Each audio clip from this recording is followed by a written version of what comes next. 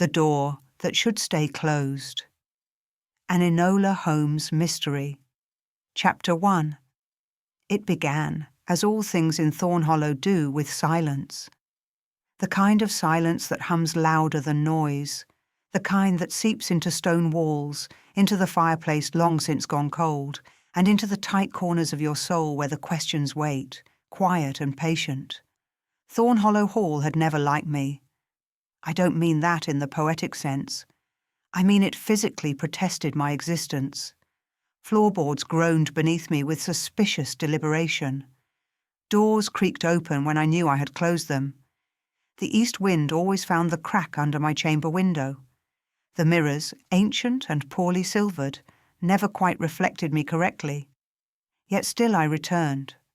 Because sometimes the places that resent you the most are the only ones that hold your answers.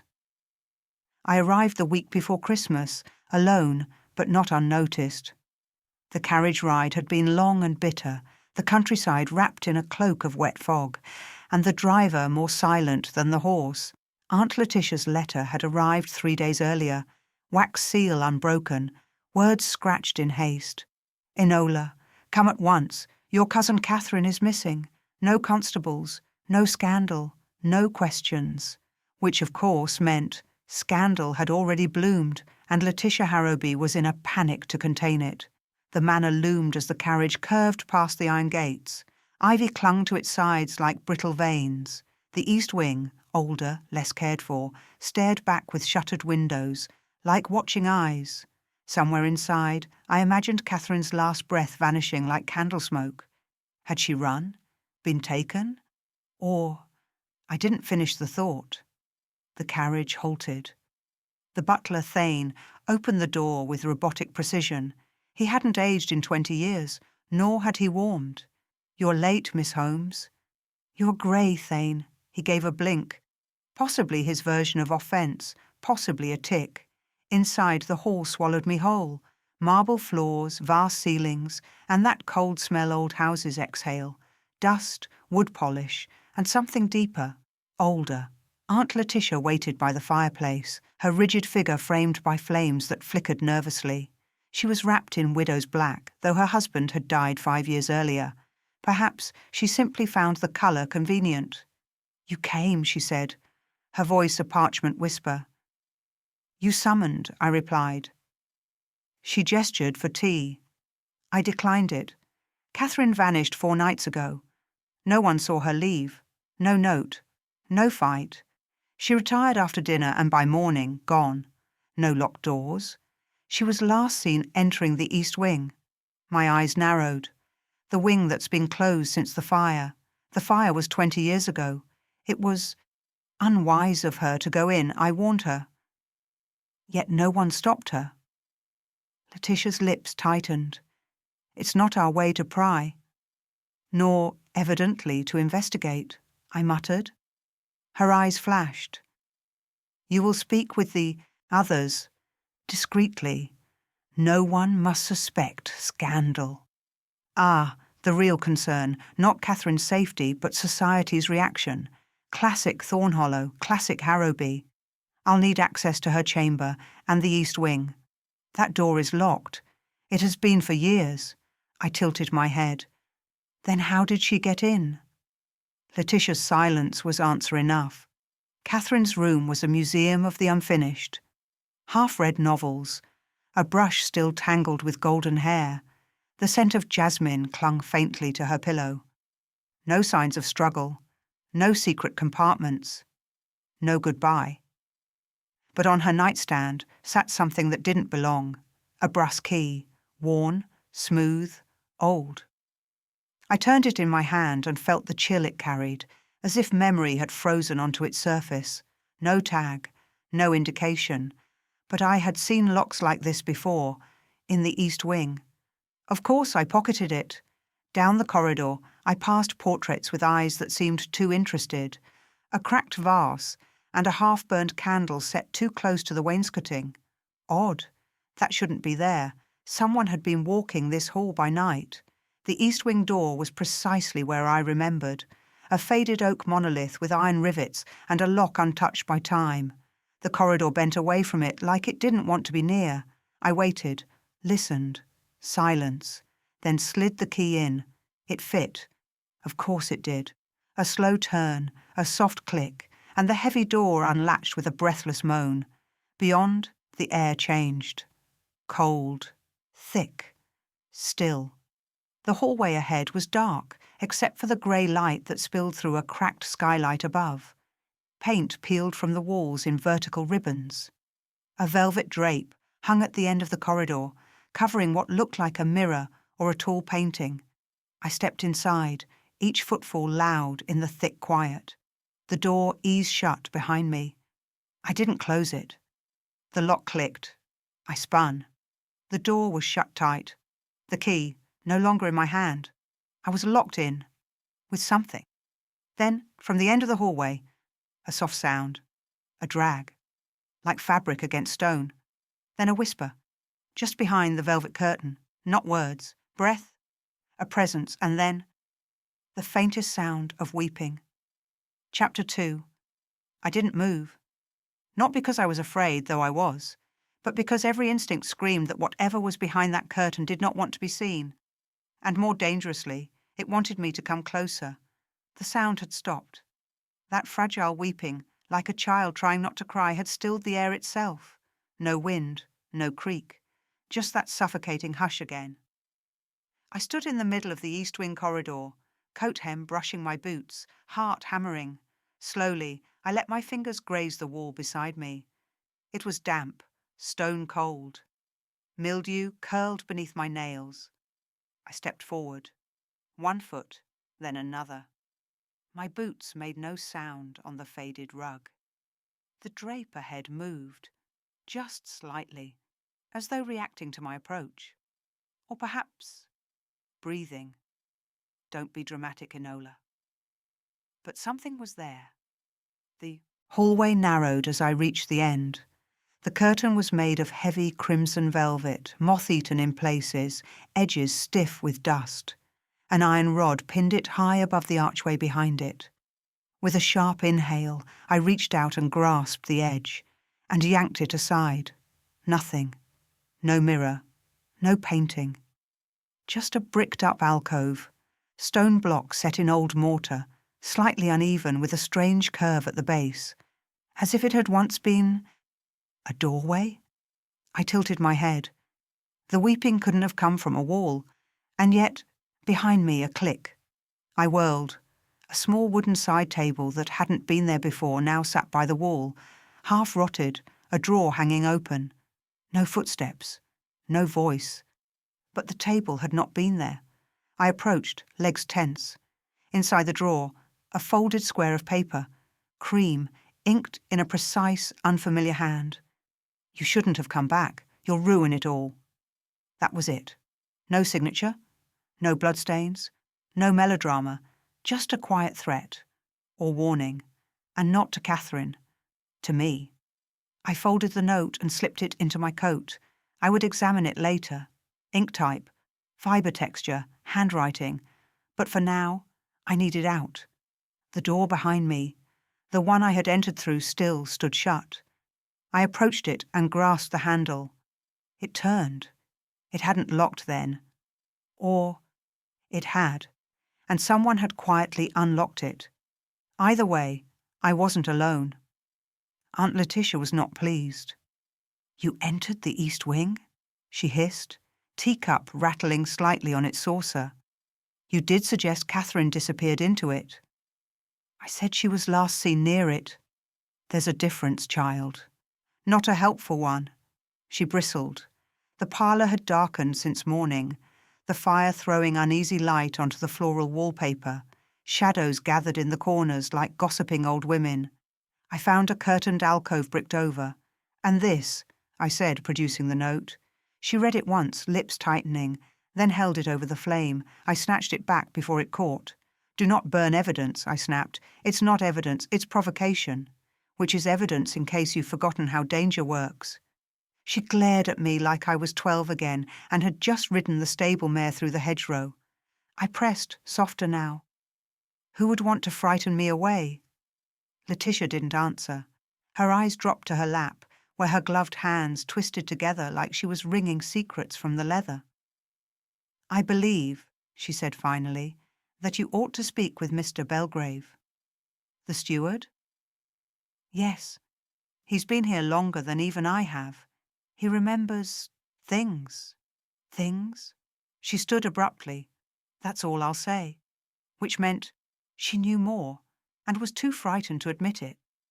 I found Mr. Belgrave where I suspected he'd be, polishing the brass in the upper gallery. He was rail-thin, with a spine so rigid it could have doubled as a curtain rod. His spectacles balanced precariously on the end of his nose. "Miss Holmes," he said without turning, "you walk." Too softly. That's how people vanish. Interesting theory. I thought people vanished because they were taken. At that he paused, glanced at me. "And sometimes, miss, because they go looking where they oughtn't." "Such as?" "The East Wing." I stepped closer. "You remember the fire, don't you?" He didn't answer, just kept polishing. "That wing was sealed after it, yes? Bricked over?" "A section was, yes. A room best left forgotten." "Why?" He sighed. A long, slow breath. "It was once a nursery." That froze me. "Catherine's old nursery?" He turned now, face pale under the gaslight. "No, miss. Catherine was never in there." "Then whose?" He hesitated. "Lady Eveline's child." A pause. "Letitia's sister?" He nodded. I had only ever heard whispers of Eveline Harrowby. A scandal, someone had said. A tragedy. No one quite explained. What happened to the child? Belgrave looked me full in the eye for the first time. He died. In that room. Or so they said. How? His lips pressed into a thin white line. They found the crib empty one morning, window open, no footprints in the snow outside, no signs of struggle. Just one thing left behind. I waited. A door. Ah, door? He nodded slowly. A wooden one, only 12 inches tall, set into the wall, with a handle, a door that no one remembered seeing before, a door that shouldn't have been there. My heart tapped faster. And when they opened it, there was nothing behind it. Just stone. But the child was never seen again. I blinked. This was something else. And what did they do? They sealed the room, bricked it up, said it was grief madness, said the mother was hysterical. And Lady Eveline? He looked away. She threw herself from the East Tower a week later. I returned to Catherine's room that evening. The house was quiet, too quiet. No servants, no soft footsteps, no distant piano. Only the old clock ticking in the hall. Something pulled me toward her dressing table. I opened the drawer again.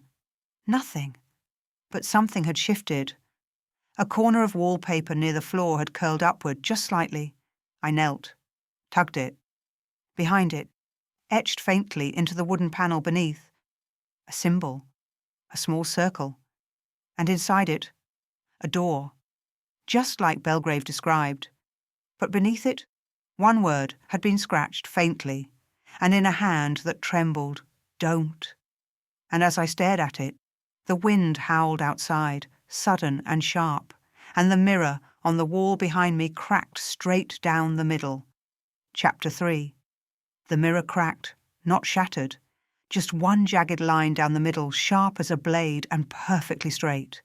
A fracture, like a seam in time, the kind that shouldn't happen without cause. I rose slowly from the floor, brushing dust from my skirt. The carved door symbol still burned behind my eyes. My fingers hovered over it one last time, tracing its crude circle, the trembling slash of its warning. Don't. I had no intention of obeying. The reflection in the cracked mirror showed me two selves, one calm and composed, the other slightly distorted, hair warped, eyes angled, as if the room had drawn a second version of me and whispered, "She went through that door and never returned." For a second, I could swear the room had grown colder. And then a soft knock on the chamber door. 3 taps, measured, Hesitant, I moved quickly to open it, expecting Letitia. Or perhaps Thane, come to warn me not to dig deeper. But it was someone entirely unexpected. A boy, maybe 14, stood in the hallway, dark-haired, eyes too large for his face, wearing a coat far too big for his narrow frame. He blinked up at me. "You're Enola," he said flatly. "And you are?" "Lawrence. Letitia's gardener's apprentice?" He gave a one-shouldered shrug. "Among other things." His eyes flicked past me to the cracked mirror, to the exposed wall. He didn't flinch. "You found the mark, didn't you?" I straightened. "You know what it means?" "No," he said too quickly. "Only that it's old. And yet you came knocking just now." He didn't reply, only reached into his coat pocket and pulled out something small and heavy, then held it out in his dirt-smudged palm. It was a thimble. Brass. Dent on one side. The interior rim scratched with a single initial. C. I took it gently. "Catherine. I found it in the east wing," he murmured, "behind a loose panel. Why bring it to me?" He met my gaze, serious. "Because the others will pretend it doesn't matter. You won't. Smart boy." I slipped the thimble into my coat. "Thank you. Keep your ears open. And if you find anything else." He nodded once, sharp and fast, then vanished down the hall like smoke. I returned to Catherine's chamber only long enough to gather my notebook. I'd begun sketching the carved door and transcribing the threatening note. Then I left, moving silently through the hushed corridors of Thornhollow. Letitia was not in the drawing room. The dining hall was empty too. The staff had seemingly vanished. Or perhaps they had simply learned over generations when to retreat into the walls. The house at dusk was different. It didn't sleep. It listened. I made my way to the East Library, a smaller chamber just off the main hall, rarely used since the grander library had been refurbished. The shelves here were uneven, the windows long painted shut. Dust danced in the slanting golden light. But this library had one feature the grand one lacked: the Harrowby family records. I found the old ledger bound in cracked green leather, its spine nearly broken. Years and years of thin, elegant entries in a spidery script. Births, deaths, marriages, losses. I flipped back 22 years, scanning. Eveline Harrowby, born 1853, died 1878. Next line, unnamed male child, born 1876. No death date listed, just a single inked dash beneath his name. Unusual. I checked the following. Page. Notes scrawled in different ink. No body recovered. Presumed drowned. Yet, why drown? There had been no mention of water. I turned the page again and froze. Pasted crookedly into the back cover was a sketch. Childish, rough, drawn in pencil. A door. The same circle. The same handle. Only this time, the door stood open, and behind it, two small eyes peered out. A chill scuttled down my spine. I copied the sketch, then gently tore the original free and slid it into my notebook. As I turned to leave, I noticed something else, something that hadn't been there when I entered. A scrap of parchment lying on the floor beneath the desk, folded once, roughly. I unfolded it with slow fingers. He still knocks, every year. The door's not shut forever. No signature, no ink bleed. Fresh. I whirled, but the library was empty. Completely. Unmoving. Still. I felt someone had just left. Night fell quickly at Thornhollow. By dinner, Letitia appeared in her usual place at the head of the table, sipping weak consommé as if the world hadn't narrowed to locked wings and missing girls. Thane stood silent behind her, always watching. Catherine had a habit of dreaming out loud, Letitia said, not looking at me. Even as a child. She'd wake and swear she'd spoken to someone who wasn't there. And you believed her? I humoured her, the way one does with the over-imaginative. Is that what she was? Over-imaginative? Letitia's spoon paused mid-air. I don't know. I fear I didn't know her as well as I should have. The admission stunned me. Vulnerability from Aunt Letitia was rarer than lightning in a snowstorm. Before I could press further, a clatter echoed from the far end of the house. A tray dropped, glass shattered. Then hurried footsteps. We both stood. Thane was already moving, gliding down the corridor with unnatural speed. We followed and found the kitchen in disarray. One of the younger maids stood trembling near the scullery entrance, hand to her mouth. "The pantry," she whispered. It opened by itself. The heavy wooden door behind her swung slightly on its hinges. I stepped past her and looked inside. Rows of dry goods, preserves, flour sacks, root vegetables. But something was wrong. The far wall. A thin line of mortar had cracked, running vertically through the brickwork. At the base, just visible beneath a bag of oats, was a warped wooden outline, a rectangle, no more than 12 inches tall. No handle, but the shape was unmistakable. Another door, smaller, hidden, not meant for people, meant for something else. I turned to Letitia. "How long has this pantry been in use?" "Since the house was built. Why?" I crouched and traced the outline. The wood was ancient, splintering. "I think," I said slowly, "this isn't the only place it appears." Letitia said nothing, but her face had gone deathly pale. That night I couldn't sleep. Catherine's room, with its cracked mirror and curling wallpaper, felt wrong, not haunted, just expectant, as if it were waiting for a decision I hadn't yet made. So I sat at the desk and opened her journal. Letitia hadn't mentioned one, but I'd found it tucked behind a drawer panel, bound in green leather, pages crowded with ink and pressed flowers. Catherine had a sharp mind. Her words ran quick and curious. I flipped toward the most recent entries. Saw the door again in my dream. This time, it was open. Something watched me from the other side. I wasn't afraid. Not yet. Another page. "They won't believe me. Aunt says I'm overtired. But the marks keep appearing. I found one under the windowsill this morning. It wasn't there before." Then the final entry. Just 5 words. It opened. I followed it. I stared at the ink, still slightly smudged, still fresh. And behind me, a soft knock, from inside the wall, 3 times. Chapter 4, 3 knocks. Soft, deliberate, and unmistakably from the inside of the wall, behind Catherine's desk. I didn't breathe. The sound did not repeat itself. The silence that followed was heavier than before, charged, almost aware. I stood slowly, moving with the caution one might use to approach a sleeping animal with sharp teeth.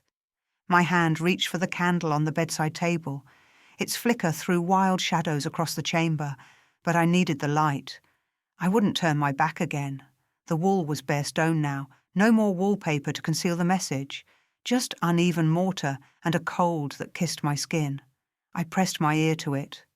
Silence.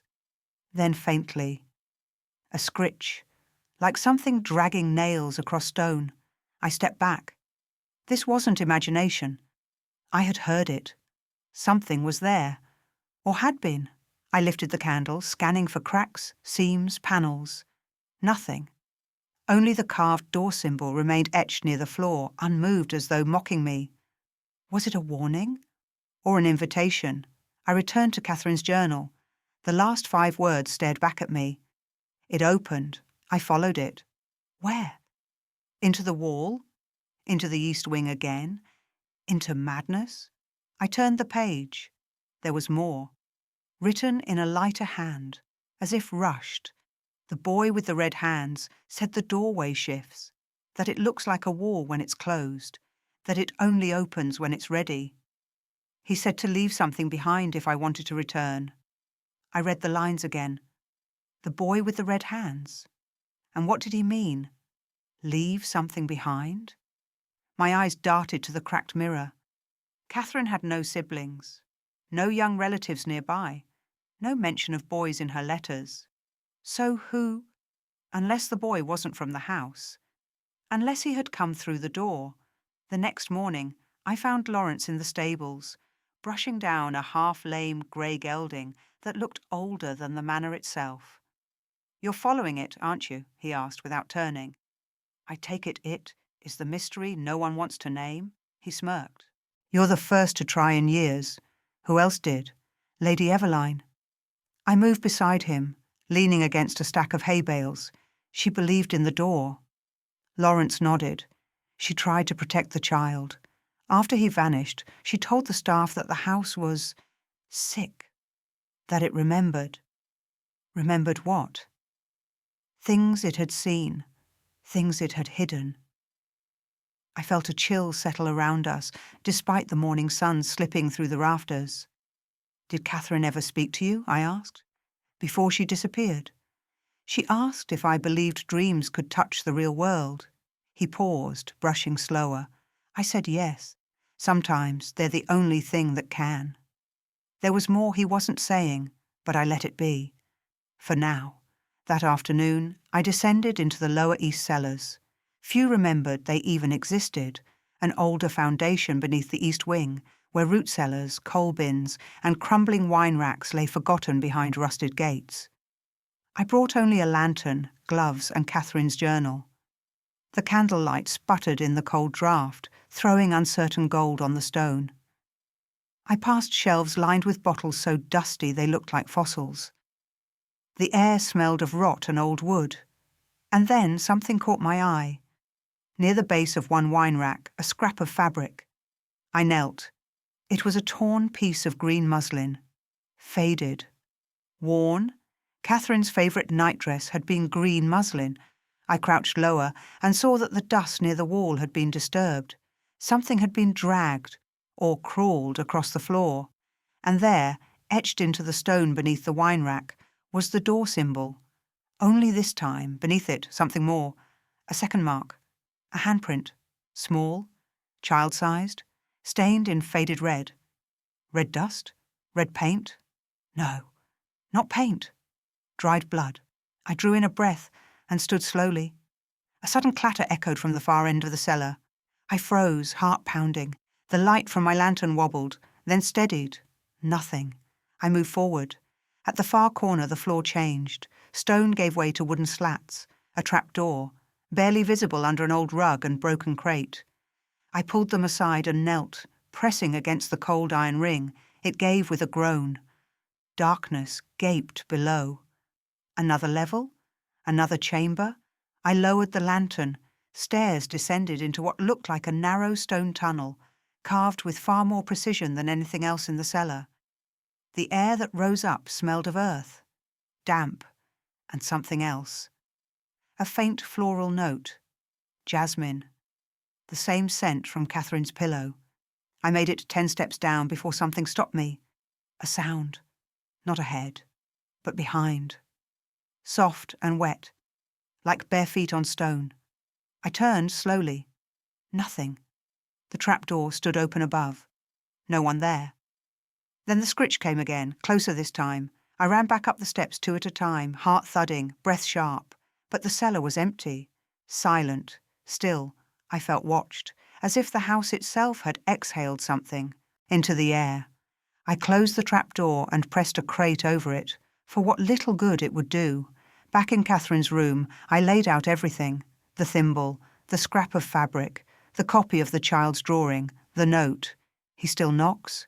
And Catherine's words, "Leave something behind." But what? I turned the thimble in my hand. It had been found near the east wing, the muslin torn in the cellar. The symbol repeated. A pattern. Each clue marked a place. A room. A moment. What if the door wasn't a door at all, but a memory? What if the house remembered those it had taken? Then, what had Catherine left behind?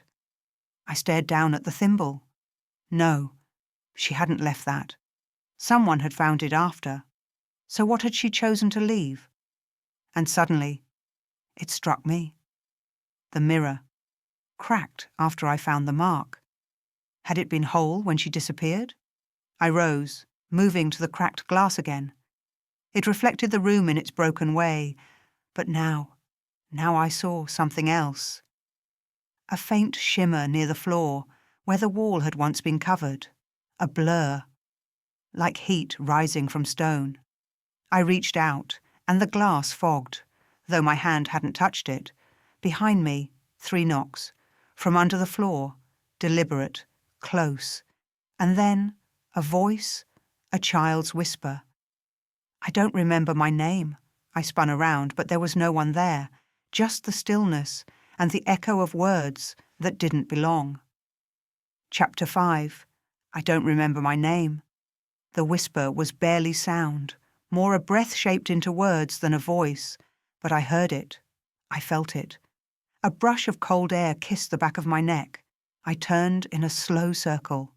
Empty room, flickering candlelight, cracked mirror. No child, no shadow, no one. Yet the voice lingered in the air like smoke. I stood there, frozen, pulse drumming in my throat. Then, deliberately, I lowered myself to the floor, kneeling in front of the etched door symbol. I heard you, I said aloud. I believe you. Silence. Are you the one Catherine followed? Nothing. I want to understand. Then behind me, the mirror fogged again. Not like condensation, but as if someone on the other side was breathing.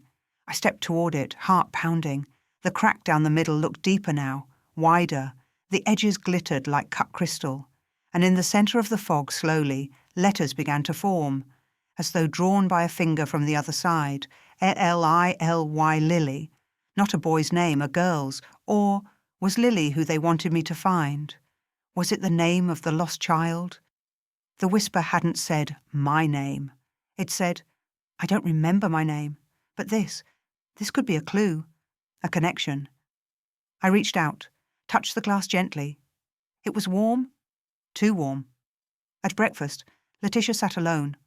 No servants, no Thane, only her. She sipped her tea, as if the house weren't groaning with ghosts and clawing memories.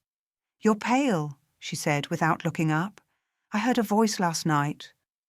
She placed her cup down with infuriating delicacy. We all hear things in this place. This was a child, and then a name appeared on Catherine's mirror. That made her pause. Lily, I continued. It was written in the fog, by something unseen. Letitia stared into her tea, as if hoping it would swallow her. I don't know a Lily, she said at last, but the house does. A muscle in her jaw ticked. You're starting to sound like Eveline. Maybe Eveline was right. She looked up, eyes suddenly sharp. Do you want to end like her, Enola? Raving about memories in walls and children that vanish into shadows? I stood. I want to end with the truth. She didn't stop me as I left, but I felt her eyes on my back. I returned to the East Library, drawn there like a thread pulled through a needle. This time I searched higher, above the shelves near the moulding where dust lay undisturbed and secrets slept. My fingers grazed the top of a cabinet and landed on something cold. Metal. I pulled it down. A music box. Silver. Engraved with a faded rose motif. When I turned the key, it didn't play music. It clicked once, then opened. Inside was a folded piece of yellowed paper, a birth record. Lillian Harrowby. Born April 3rd, 1876. Mother, Eveline Harrowby. Father, illegible, a daughter? But the family record had listed an unnamed male child. I stared at the page. The ink had faded, but it was unmistakable. Lillian. Lily. I flipped the paper over, scrawled in different handwriting, rough and frantic. They thought naming her a boy would protect her, but the house knows. It always knew. She still walks the walls. She never left. Gooseflesh raced down my arms. The lie. The cover-up. They'd recorded a boy, but Eveline had borne a daughter, and the house had not forgotten. I found Lawrence again at the edge of the garden, digging in frozen earth. When I called his name, he turned, face smudged, hands red from the cold. I need to show you something, I said. He followed me without question. Back in Catherine's room, I placed the music box and birth record on the bed. She was real, I whispered. Lily was real. Lawrence studied the paper, eyes narrowed. The boy with red hands. He always called himself a secret. What if he wasn't a boy? He looked up. You think the spirit you heard was Lily, and the knocking, the marks, the door, they aren't just signs, they're her trying. To be found, to be remembered. He was silent for a long moment. Then, do you know about the dolls? What dolls? In the East Wing. There's a room full of them. Locked, but the key's in Thane's ledger. He keeps all spare keys catalogued. I grabbed my coat. We found the ledger in the steward's office. Lawrence distracted Thane with talk of a burst pipe while I slipped in behind him. The ledger was leather-bound and ruthless in its organisation. Room 2E, nursery storage. Key, brass. Looped, marked with blue silk thread. Stored in drawer 3. I found it precisely where it claimed to be. The tag was cracked. The silk thread half unravelled. Still, the brass key was cool and heavy in my hand. The door to room 2E creaked open like a sigh too long held. The room smelled of old cloth and something sweet. Lavender, maybe, or forgotten perfume. Dolls sat in chairs, on shelves in small carriages. Glass eyes watched from every corner. I stepped carefully, scanning each face. Porcelain, wax, painted smiles. One of them had no face at all, just blank skin and a stitched mouth. But then, on a shelf near the window, I found her. A cloth doll in a faded blue dress. And stitched into the hem, L.H. Lillian Harrowby. I picked it up. Something crinkled inside. I gently undid the stitches and reached in. A scrap of paper. Folded small. It read, "She cried every night. Said the door whispered to her. Said it promised her a world where girls weren't hidden. I tried to stop her, but she followed it. And then the door sealed. Signed, Eveline." I clutched the note, heart heavy. Not a ghost, not madness. A child locked away by history, by family shame, and a house that remembered. I turned to Lawrence. "I think I know where Catherine went." He looked at me, pale. "You think the door opened again for her?" I nodded. And if it did once. We both turned to look at the wall, where a faint outline had just appeared, the symbol of the door, glowing, like it was ready to open once more. Chapter 6. The symbol glowed faintly, etched in shifting gold, like candlelight reflecting off water. On the far wall of room 2E, between a tall cabinet of faded books and a peeling portrait of a child with no eyes, the door had returned. No hinges, no seams. Just that familiar carved circle. The door that wasn't a door. I stepped closer. The air pulsed, not with heat, with presence, like the wall had inhaled and was waiting to exhale. Lawrence whispered behind me, "Is it open?" "Not yet," I replied, eyes fixed on it, "but it's aware." He didn't ask what that meant. I think he understood. I reached out and placed my palm flat against the symbol. Warm. Not wood. Not stone. Something else. The material beneath my hand shivered. And then the edges of the circle shimmered, thin lines glowing brighter, spreading outward in delicate spirals. And I felt it again. That breath. Not mine. Not Lawrence's. The wall breathed. Then, click. Not from the symbol.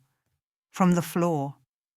I stepped back just in time to see a sliver of the parquet shift, revealing a hidden panel, a small trap compartment, square and deep, inside a folded paper. Another one. I knelt, retrieved it. Lawrence crouched beside me, eyes wide. I opened the paper slowly, afraid it might tear. The ink was pale, but legible. "This is my last note. If you find it, please don't follow. The place beyond is beautiful but wrong. It knows how to wear a face. Catherine." My stomach tightened. It knows how to wear a face. I read the line again, whispering it aloud. Lawrence whispered, "She's warning us." Yes, I said, folding the note with care.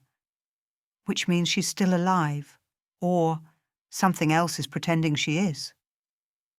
That night, I couldn't stay in Catherine's room. I moved back to the guest chamber nearer the central staircase, safer, I hoped, though the walls still creaked with secrets. I sat on the bed, candlelight casting shaky shadows across the floorboards, and laid everything out once more. The doll's dress with LH, the stitched message from Eveline, the music box birth record, the drawing, the voice, and now, Catherine's warning. Each piece pointed to the same truth. The door wasn't supernatural. It was psychological. A passage created, or perhaps reawakened, by memory, grief, and forgetting. Or, I paused, or by hiding. The family had hidden Lily, called her a boy, buried her history, and Catherine, drawn to that erasure, had been taken, or had entered willingly, believing she could help, fix, rescue. But something had followed her back. It wears a face. I stood and walked to the mirror. My reflection looked tired. But more than that, it didn't quite match my expression. There was a delay, a fraction of a second. I blinked, so did it. But not with me. I stepped back, fast. The mirror sat still, innocent. But I was no longer sure it was simply glass. A knock sounded at the door, 2 soft raps. I didn't answer. Another knock. This time, 3. Familiar, rhythmic. Lawrence's signal. I opened the door. He stood pale, holding something bundled in cloth. Found it behind the fireplace, he whispered. It rolled out on its own. He unwrapped it. A small wooden box. Not the music kind. Plainer, rougher, with a single carved emblem on the lid. The circle door. I opened it. Inside, an object I hadn't expected to see. A photograph, faded sepia. A young girl, maybe 5, in a lace dress, standing beside a tall man whose face had been burned away with acid or flame. The child's face was still intact, sharp chin, solemn eyes, a bow in her hair. But what drew my attention was not her expression, it was her shadow, because the girl cast 2 shadows, one small and perfect beside her, and one, larger, twisted, grinning, from behind. And in the corner of the photo, scrawled in pencil, she remembers. And now, she teaches the walls to remember too. I looked at Lawrence. We're running out of time. By morning, the house had changed. The staff were gone. Letitia's room stood empty, her bed still made. The fire burned low. Her teacup sat on the writing desk, half full, still warm. But no Letitia. On her mirror, someone had written in steam, "Come see where she sleeps." No signature. But I didn't need one. The door wanted me to follow. And I would. Because wherever Catherine had gone, Letitia had gone now too. We returned to room 2E. The door, symbol now pulsed faintly, as though lit from within. I had brought only the essentials, the doll, the thimble, Catherine's note, and my notebook, all the things the house might want. Or need. Lawrence looked at me, eyes serious. If it closes behind us, we find another way out. And if we can't, I smiled faintly, then I hope you're good at solving riddles. He gave a nervous chuckle. Terrible, actually. I placed my hand on the symbol. It was warm again, but this time it accepted me. There was no sound, no creaking hinges, no sudden flash. The wall simply opened, like it had never been solid at all. A narrow hallway appeared beyond, lit by soft golden light, walls lined with dark oak. Too smooth, too clean, unaged. We stepped inside, and the wall behind us sealed. Instantly, Lawrence gasped, "Gone. It's just gone." I didn't respond, because ahead of us, at the far end of the corridor, stood a figure, back turned, hair loose, white nightdress glowing softly in the unnatural light. Catherine. I stepped forward. "Catherine," I called. She turned. Her eyes met mine. But something was wrong, not her face, her smile. too wide. Not quite hers. Lawrence whispered, "That's not her." I froze, because I had seen that grin before, in the photo, in the shadow. She stepped closer, tilted her head, and said softly, "I'm so glad you found me, sister." But Catherine didn't have a sister. Chapter 7. "Sister," the figure repeated. Her voice was soft, musical, almost right. But there was a gap between sound and meaning, like a cracked note on a perfect piano. And her smile, that smile didn't belong to Catherine Harrowby. Lawrence instinctively stepped closer to me. I didn't blame him. Every instinct inside me was screaming. We were not looking at a person. We were looking at an imitation. I studied her. The way she held her head. The slight sway of her body, as though unsure how to stand still. The eyes were wide. Too wide. Not curious. Hungry. I took a slow breath. "You're not Catherine," I said. The figure didn't flinch, but the smile dimmed fractionally. "I was," she said, "and before her I was Eveline's daughter, and before that, well, names change. Then what are you now?" Her lips parted, but no words came. Instead, her hands twitched at her sides as if struggling to remember how fingers moved. Then she spoke again, different tone, lower. "You brought her things." She eyed the doll in my satchel, the thimble, the note. "I brought them to remember," I said. "No." The voice sharpened. "You brought them to undo," Lawrence whispered. "We should leave." I glanced back. The wall we entered through was gone. Only the corridor behind us now, stretching too long, too straight. As if the house itself had warped around us. The girl's head tilted. "Do you know what this place is?" "A memory," I replied, forced to keep playing. "Because someone was erased." Her smile returned, but this time it fit. For a moment, the face softened. She looked tired, lost, almost young. "They said I was nothing," she whispered. "A mistake. A girl born when they wanted a boy. They hid me, even in the records, even in death. So I found the only place that remembered. The house," she nodded. "Houses forget nothing, especially pain." Lawrence took a hesitant step forward. "What happened to Catherine?" "She came through the door," the girl said. "She wanted to help, so she stayed." "She's alive?" "Yes." The word was soft, sad, but changing. My heart lurched. "Changing into what?" "Memory," the girl said. "Like me. She's forgetting how to be real." I looked around. The corridor wasn't just empty. It was unstuck. The walls didn't feel solid. The air shimmered, like heat waves over sand. Nothing was fixed. A shifting memory palace. "And Letitia?" I asked. For the first time, the girl looked away. "She came. She begged for forgiveness, but she still wouldn't speak my name." She opened her palm. Letitia's silver brooch sat there, crushed and twisted. I swallowed. Letitia hadn't escaped. "I want to help Catherine," I said. "Let me see her." "You already have." "No," I said. "Not the version you made. The real one." She studied me. "You'd give her back the pain?" "I'd give her the truth." The girl's head tilted again. "What would you give to remember someone who was never allowed to exist?" I didn't answer. I stepped forward slowly and held out the doll. "Lillian," I said quietly. "Your name was Lillian Harrowby." Her face twitched. A seam cracked down her left cheek. Hairline, as if reality itself were peeling.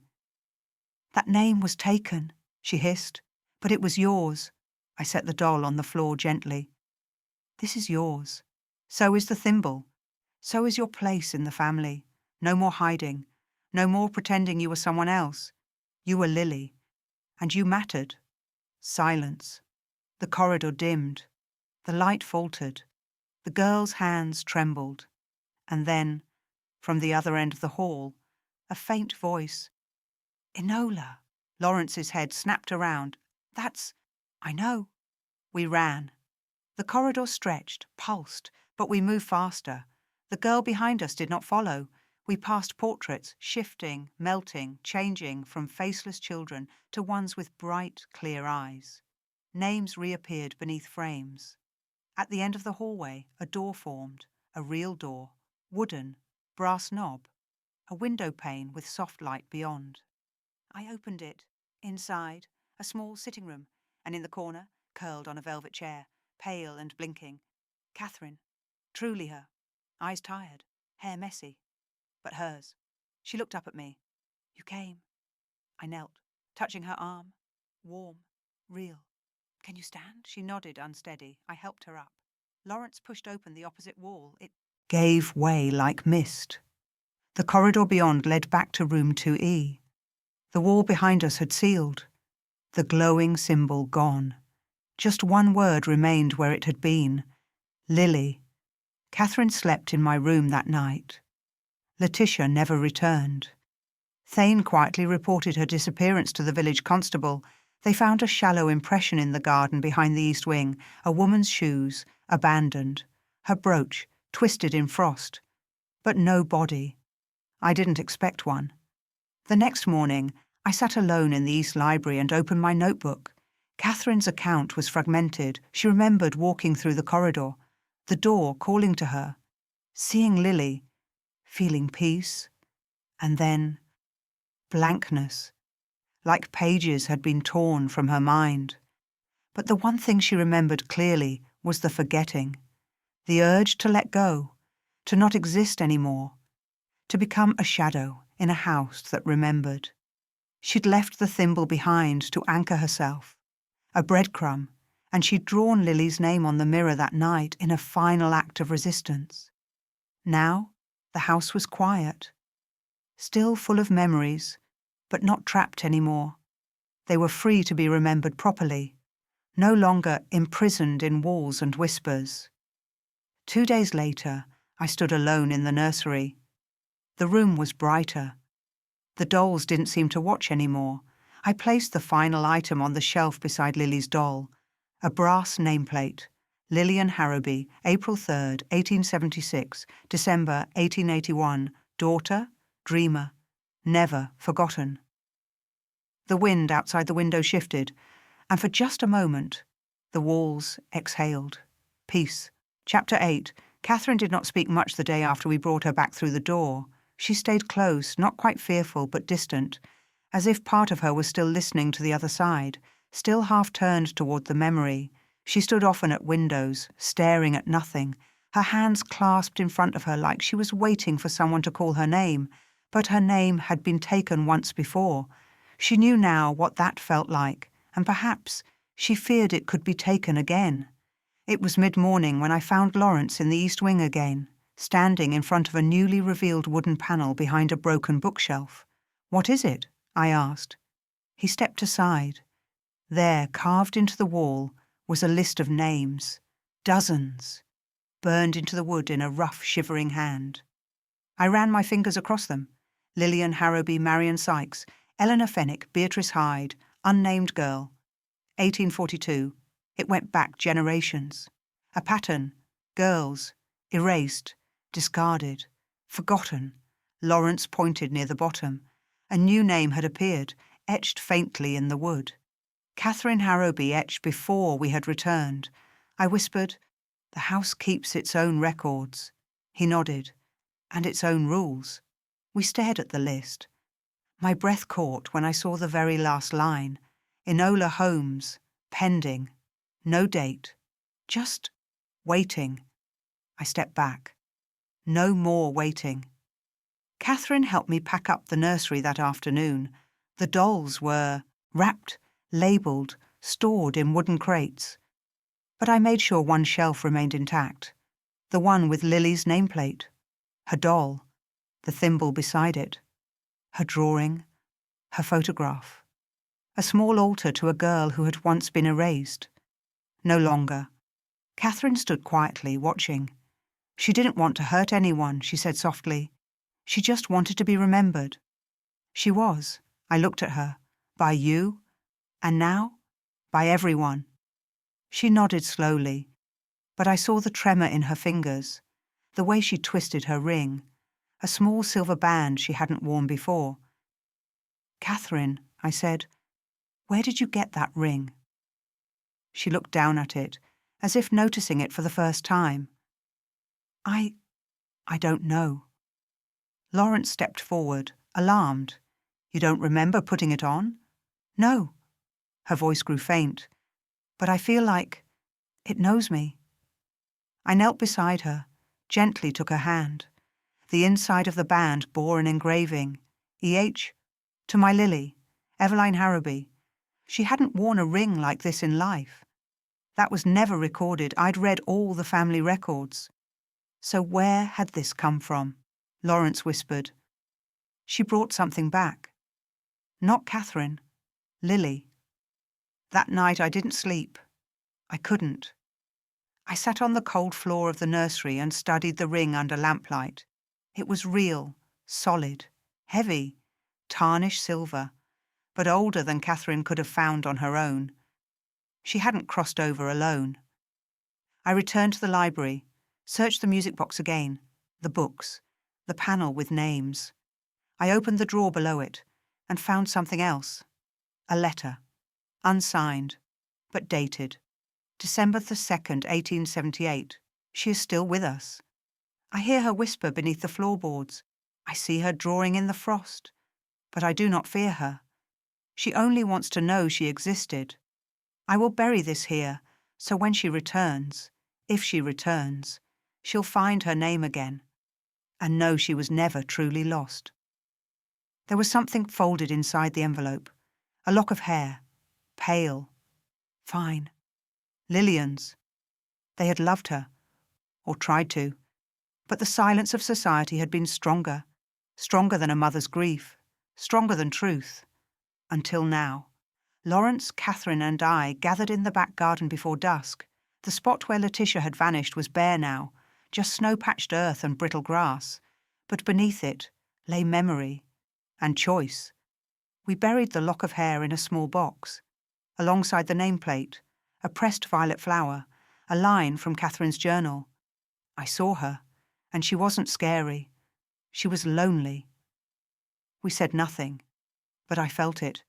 The shift in the air, the release, as if something very old had finally exhaled and let go. And when I turned, I saw Catherine smile. Not Lily's smile. Hers. Fully. Unhaunted. We stayed in Thornhollow for 3 more days. The door never opened again. The glowing symbols faded. The list of names behind the panel stopped growing. And when I passed the nursery that final night, I heard one last sound. A soft knock. 3 times. But this time, no whisper followed. No voice. Just silence. And peace. I left a letter for Thane. Short.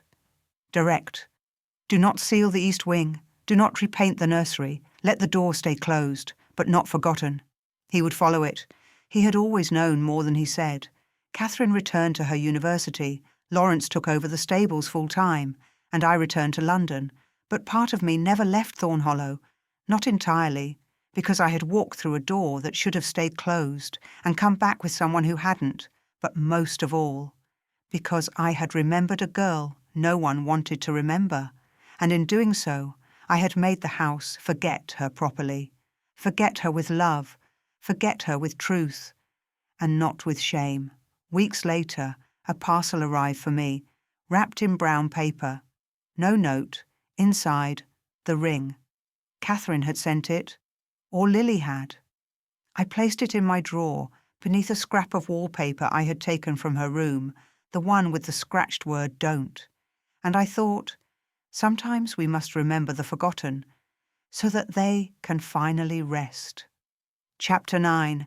It had been 18 days since I left Thornhollow Hall, since I walked away from that corridor of memory, from a whisper that wanted to be heard, from Catherine's slow return to herself, from a house that finally stopped breathing secrets through the walls. 18 days of London smoke, distant bells, and the rhythm of ordinary life. But I hadn't forgotten, because forgetting is what started this in the first place. And Lily, Lily had taught me that silence can become a tomb. I returned to Baker Street, took tea with Sherlock and explained none of it. He would not have believed it. No, worse, he would have rationalized it, until all the truth leaked out through logic like water through fingers. So I said nothing. But I kept the ring in my coat pocket, and I kept listening for anything that felt like a crack in the wall of the world. It didn't take long. The letter arrived on a Tuesday. The handwriting was Catherine's. Enola, something's wrong again. Not at Thornhollow. At the university. I think the house came with me. I think Lily did too. There's a shadow in my dormitory, and it knows my name. Please come. See, I read the note twice, then a third time. My train was on the tracks by noon. Cambridge was cold and mist-wrapped when I arrived. Trees stood like dark silhouettes against the slate sky. Catherine waited at the gate to St. Albans College, her scarf clutched in one gloved hand. She looked smaller now, less haunted, but more aware. "Thank you for coming," she said before I even reached her. "Tell me everything," I replied. She led me to her dormitory, a tall stone building that leaned slightly to one side, as if burdened by the weight of history. Her room was on the 3rd floor. Narrow, clean. A shelf of books. A kettle. No signs of decay or rot. But there was something wrong with the light. It didn't reach the corners. Catherine poured tea, fingers twitching. The first few nights were fine. Then, 3 days ago, I woke up to find one of my shoes missing. She forced a smile. I know how that sounds. "Like the beginning," I said. She nodded. Then yesterday, I opened the drawer and found this. She handed me a photograph, sepia-toned. A child. Not Lily. Younger. A boy. But the same strange composition. The same second shadow behind him. "I don't know who he is," she whispered.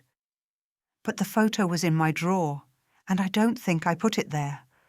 I studied the back, blank. But as I tilted it in the lamplight, something appeared. They buried me in the wrong place.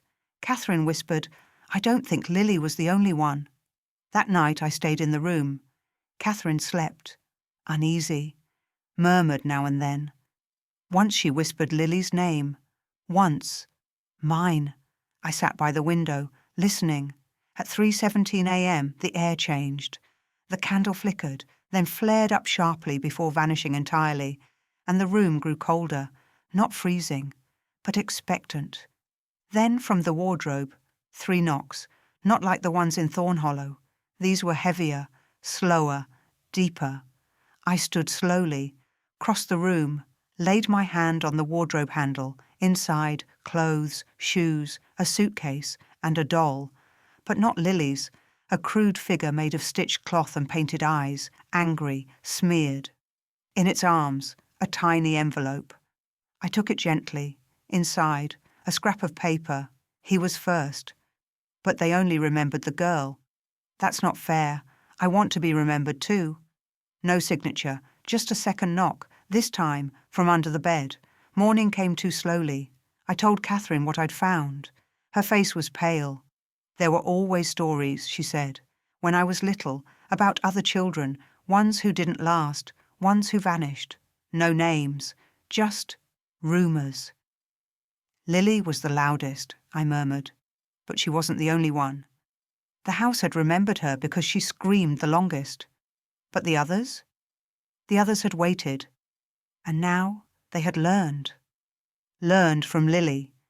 How to return. In the college archives, I found the ledger of donations from the Harrowby family, and in 1872, a strange entry. Construction of North Cellar Wing for temporary storage. Donated in memory of a quiet loss. No other explanation. North Cellar Wing. I took a lantern. Catherine insisted on coming with me. We descended the stone steps behind the dining hall, through a rusted gate, into a corridor that hadn't been used in decades. The air smelled like chalk and iron. At the end of the passage, a bricked-over archway. But faintly, On one of the bricks, someone had drawn a child's handprint in charcoal, and above it, the door symbol. Again. Only this time, it wasn't glowing. It was weeping. Damp had seeped around it, darkening the stone. And in the centre, carved deep into the mortar, E.H., not Enola Holmes, Eveline Harrowby. She had buried another, long before Lily, and never spoken of it. Another child forgotten. Another door never meant to open again. Catherine stared at the carving. "I think," she said slowly, "that the house followed me because they couldn't leave. Not fully. Lily found peace, but she opened the door for the others." I nodded. She gave them permission. And now they wanted to be remembered too. Not in silence, not as shadows, but named, honoured, freed. Catherine whispered, "Then we do for them what we did for her." She knelt and began scraping away the moss from the wall. I joined her. We cleaned the stones, clearing the symbols, and then we carved 2 new names beside Lily's on the paper I had brought. E.H., unnamed boy, 1872. The quiet ones matter too. We placed it at the base of the wall, pressed the doll beside it, and for a moment, the air warmed, the lantern flame steadied, and from deep behind the bricks, a single knock, not sad, not angry, just acknowledged. Then silence. That evening, as the sun set over Cambridge and the mist settled across the chapel stones, Catherine sat with me beneath the college arches. She turned to me. "Do you think this is over?" "No," I said, "but it's quieter now." She nodded. "What if more doors appear?" "Then we remember the forgotten, before the walls do it for us." She smiled softly. And for the first time since Thornhollow, I felt something shift inside me. Not fear, not tension, but resolve. Because I now understood. The forgotten never vanish. They just wait behind doors, until someone listens. Chapter 10. Cambridge's mist had turned to rain by morning, thin, needling, endless. It tapped against the leaded windows of St. Albans like fingernails, an unspoken rhythm pressing down on the stone walls. I awoke on the floor beside Catherine's bed, my notebook still open beside me. We'd both fallen asleep after our night in the cellar, after carving the boy's name into history, after acknowledging the ones even the ghosts had forgotten. I thought we had done it. Closed the last door, but memory is not linear. It doubles back. It returns when no one is watching, and it does not always knock first. Catherine was gone. Not vanished, not missing, just absent from the room. She hadn't woken me, but her coat was gone, and so was the photograph of the boy. I searched the halls of St. Albans in silence, passing students in thick scarves and boots, none of whom noticed me. At the back of the college, I found the door to the archive tower ajar. Catherine stood at a central table, the boy's photo in one hand, her other hand resting on an open manuscript. The book was old, fragile, bound in cracked leather. The pages she had turned to were dated March 1872, a faculty record. "His name was Hawthorne," she said without looking at me. I stepped closer. Hawthorne Merrick Harrowby, Eveline's first child, before Lillian. My breath caught. That wasn't in the family record.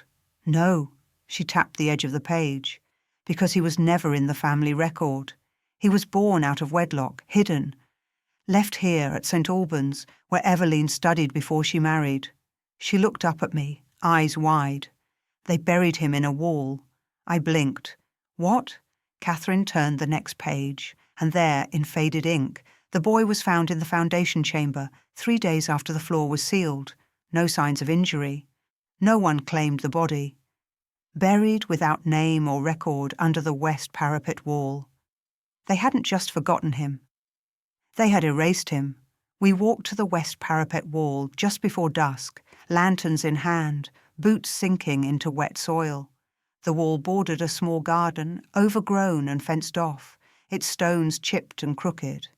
As if something had shifted underneath long ago, we found the mark almost immediately, a small indentation near the base, a child's handprint. Charcoal again, smudged, barely there, and above it, carved into the mortar, H. I crouched, pressed my palm against it, warm, breathing. A faint vibration hummed against my fingertips, like a voice speaking through stone. Catherine whispered beside me, "It's not a door." "No," I said, "it's a headstone." And for the second time in a month, we buried something. Not a body, there was no body to recover, but a name, a place, a truth. We wrote Hawthorne's full name on parchment, along with his date of birth and the short note from the manuscript. We sealed it in a wooden box, wrapped in violet cloth, and placed it in the hollow beneath the wall. Then we stepped back. Nothing happened. No knock. No whisper. Just the stillness of a story finally allowed to settle. That night, Catherine dreamed of stairs. She told me the next morning, eyes tired, voice hoarse. In the dream, I was back in Thornhollow. The stairs near the nursery kept repeating. Every time I reached the bottom, I was back at the top. And Lily was there. But she wasn't sad. She just watched. I didn't ask what that meant. I already knew. Lily was watching the others, helping them find their names, their endings. And now, they could rest. Catherine paused, then added, "But there was one more door." I looked up sharply. "Where?" She shook her head. "It didn't say. Only that it wasn't for her. It was for you." I returned to London that evening, but the city didn't feel the same. I watched every mirror, listened to every creak in the floor, walked carefully past shadows that clung too closely to the corners of my flat. Not because I was afraid, because I understood. Some doors never truly close. They wait, and I could feel one waiting for me. I was right. The next morning, a package arrived, no sender, wrapped in black cloth, tied with a single thread of gold, the same colour as the glowing marks at Thornhollow and St. Albans. Inside, a map, not of England, not a known place at all, just a rough sketch of staircases and corridors, and in the corner, a familiar emblem, the door symbol, but inverted. Not a circle, a spiral, and beneath it, one line in Lily's handwriting. "Some memories don't want to rest. They want you to open the next one." I stared at the map for a long time. The spiral shimmered under the lamplight, and then, on the far wall of my flat, behind the bookshelf, 3 knocks. Soft, measured, final. I stood slowly, walked to the shelf, laid my hand against the wall. It was cool, still.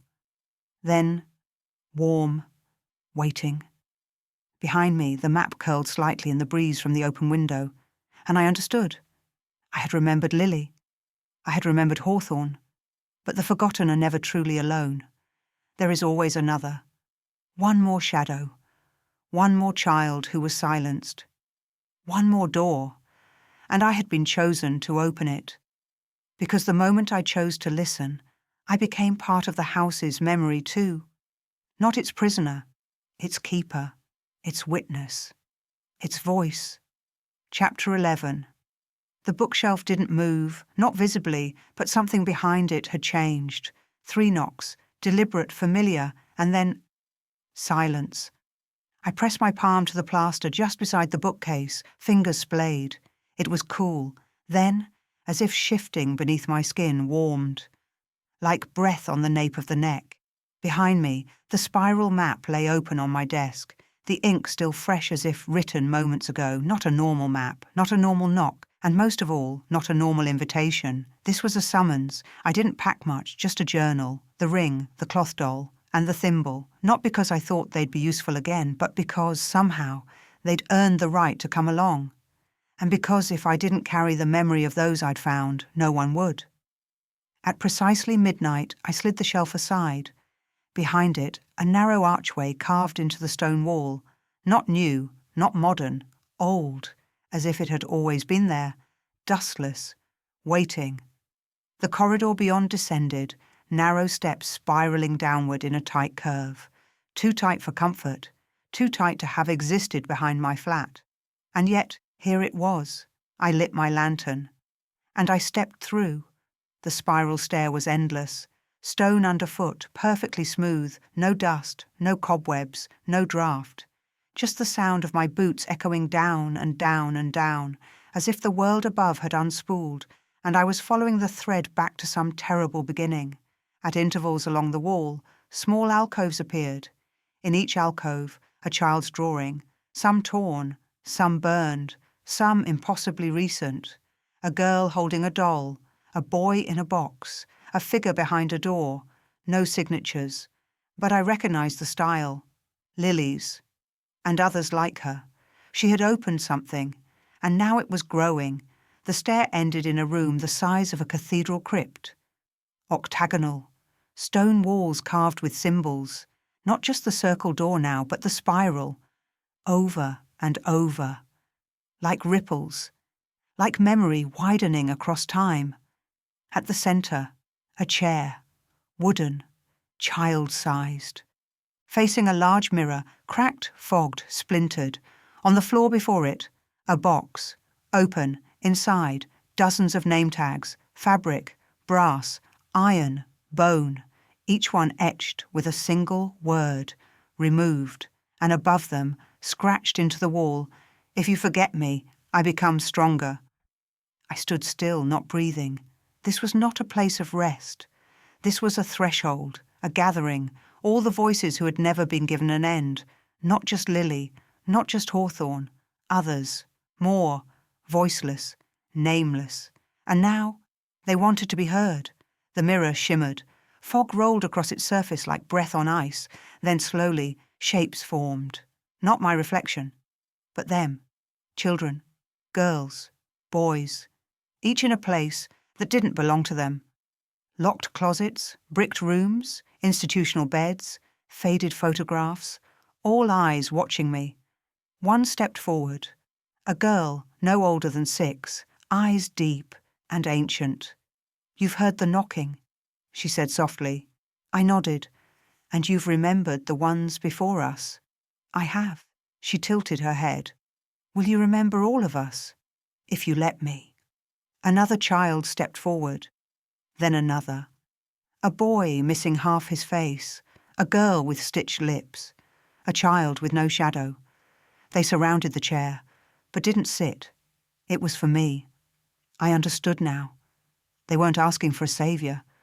They were offering a role, a duty, a memory keeper, a door watcher, someone who would listen, someone who would record. I stepped toward the chair, sat, and the moment I did, the spiral symbols on the walls began to turn, clockwise, like time itself was restarting. And then the mirror cleared, and I saw my own face, paler, older, but steady, not consumed. Behind me the children began to vanish, one by one, but not with fear, with peace, because someone had finally stayed long enough to hear them all. And now they could leave. I don't know how long I sat there. Could have been minutes, could have been hours. But when I stood again, the box of name tags was closed, and instead, on top of it, sat a new plaque. The door that should stay closed, Enola Holmes, keeper of the spiral room for those who were forgotten. I pressed my hand to the plaque. The walls didn't respond. They didn't need to. They were finally silent. And that silence was full. Not empty. When I climbed back up the spiral stair, it was morning. The bookshelf in my flat slid back into place behind me as if it had never moved. Sunlight poured through the window.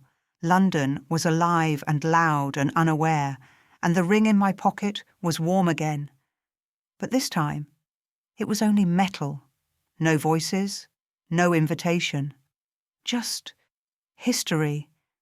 And I was ready to carry it. A week later, I sent parcels. To Catherine, a copy of the spiral map, a note. "There's no more knocking, but if it ever returns, you'll know where to find me." To Lawrence, a small silver nameplate with Hawthorne engraved. To St. Albans, a donation, anonymously made, with a letter requesting the creation of a garden for the unnamed children of the past. And to Sherlock, nothing. Some doors must remain unopened, even by him. My journal now contains the names of 27 children, not all confirmed, not all complete, but all heard, all written down, because that is what a witness does. That is what I do now. And when I hear a knock in the quiet, I no longer fear it. I listen, because I know what waits on the other side isn't a ghost. It's someone hoping their name is finally safe in someone's hands. Chapter 12. The world did not change. That was the first and most unsettling thing. There was no applause when the forgotten were remembered, no great gust of wind to carry their names across steeples, no headline announcing Enola Holmes closes the door. London ticked on. Steam trains wheezed past brick stations, newspapers fluttered in puddles, bells rang for tea, children laughed on street corners, and still, I felt it, a weight removed. The silence after a final page is turned. The moment after something ends, when you are no longer the same. I returned to Thornhollow once more, not because it called me, but because I owed it something. The hall stood as it always had, twisted with ivy, brooding behind the fog. Yet it felt different. No tightness in the chest when I stepped inside, no creaking that sounded like words, just echoes, normal ones. The east wing was unlocked now, open and empty. Catherine met me in the library. Her smile was easy. She no longer twisted her fingers or glanced at the corners of rooms. "I think it's finally over," she said. "Not over," I corrected, "but at rest." She nodded. "You were always the one meant to do it." I looked at the portrait above the fireplace, the one of Eveline Harrowby. The artist had softened her expression too much, likely under pressure. But the sadness still remained in the corners of her eyes. "I think Miss Eveline tried," I said softly, "but the world wasn't ready to listen to her. Not then." "And now?" Catherine asked. I gave her a faint smile. "Now, they don't have a choice." We walked the gardens, past the old well, past the winter lilacs sprouting despite frost. Lawrence joined us there, sleeves rolled, boots muddy, face wind-burned and honest. He handed me a leather satchel, tied with twine. "What's this?" I asked. He shrugged. "Something I found in the attic, buried behind a wall panel. Old letters, unopened, all addressed to the Harrowby children." I opened one carefully. The handwriting was small, rushed, but the contents were clear. A girl named Beatrice, 8 years old, writing to her older sister, hoping she'd come home from the quiet place. But no sister was ever listed in the records. Another name, another story. "This house never stopped collecting them," I murmured. "And now you have to keep them," he said. That night, I sat alone in the nursery. I placed the satchel beside the shelf. The dolls looked at peace now, not eerie, not accusing, just watched over. The nameplate for Lily still shone in the candlelight. Beside it, I added a second one, Hawthorne M. Harrowby, born in silence, remembered in truth. I ran my fingers over the etching, then closed my eyes, and whispered the name one last time. Hawthorne. The candle flickered. The walls did not breathe, but something in the air shifted. Gratitude. I opened my eyes and found one last item on the floor, a folded paper. No footsteps, no sound. Just there, waiting. I opened it. "Thank you for the story." No name, just a small spiral sketched in charcoal, a memory giving me permission to let go. I left Thornhollow at dawn. No goodbyes.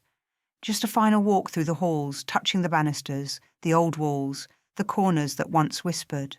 They whispered no longer, and as I stepped into the morning light, I didn't feel haunted. I felt watched over, in the best sense. Back in London, I did one last thing. I took the spiral map and all my notes, and I placed them in a locked drawer. Not hidden.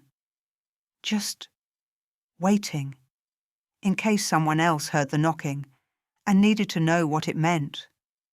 I added a single tag to the outside of the folder.